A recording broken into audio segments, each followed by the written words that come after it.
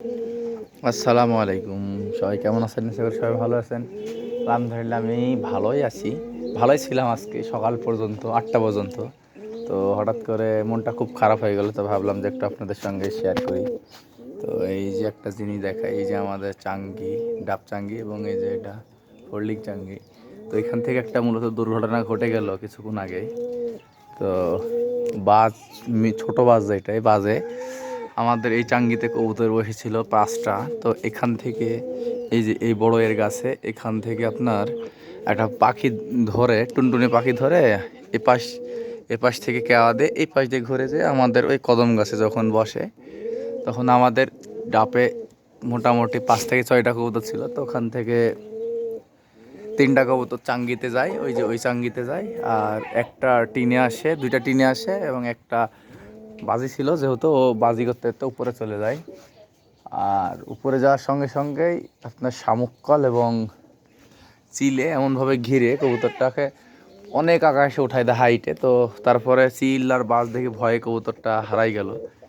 তো অনেক বছরের কবুতরটা ছিল, এই যে আপনাদেরকে সেদিনকে দেখালাম যে পাকা ভাঙ্গা মাদি বলছিলাম। তো পাকা ভাঙ্গা নিয়েও কবুতরটা উঠছিল, যে এই খপে ছিল এই নরের সঙ্গে।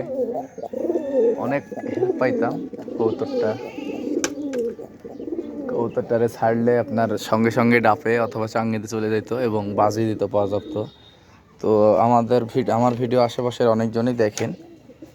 তো যদি কেউ মনে করেন যে কবুতরটা আমাদের কাছে ফিরাই দিবেন, যদি ভিডিওটা দেখে থাকেন, তাহলে অবশ্যই আমাকে মেসেঞ্জারে নক দিবেন বা কমেন্ট করবেন ইউটিউব চ্যানেলে অথবা পেজে, যে ভাই কবুতরটা পাইছি, সমস্যা নেই, হাদিয়া যা লাগে দিয়ে নিয়ে আসবো ইনশাল্লাহ। যেহেতু আমার বাসাতেই 10 বছর প্লাস ধরে আছে কবুতরটা। ওর আপনার দম নাই, দম বলতে গেলে খুব জোর হাইস্ট করলে 1 ঘন্টা উড়বে, হাইস্ট যদি উড়ে, তার বেশি উড়বে না। আর এরই কম উড়বে, কারণ ওর বয়স হয়ে গেছে প্রায় 10 বছরের কাছাকাছি। তো কবুতরটা হারাই দিলাম, তো খুবই খারাপ লাগতেছে। তো ভাই ব্রাদার যারাই যেখান থেকে দেখবেন আমার আশেপাশের, তো কবুতরটার আমি বর্ণনাটা বলে দিই। কবুতরটা হচ্ছে লিলি মাদি, অনেক বড়, কিন্তু দেখে মনে হবে যে নর, কিন্তু না, কবুতরটা মাদি। পায়ে মোজা আছে, অনেক বড় বড় মোজা, এবং চোখটা হলুদ, সেম এরকমই সাইজের আর কি।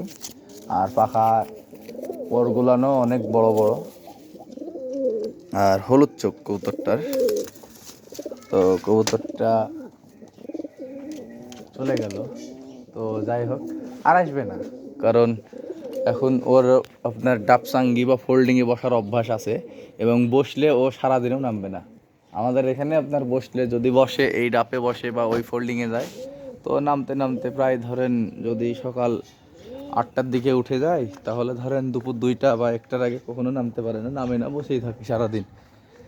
তো যেহেতু অনেক বাসার সিনিয়র কবিতর, এই জন্য খুব খারাপ লাগতেছে, এই জন্য আর কি ভিডিওটা করা।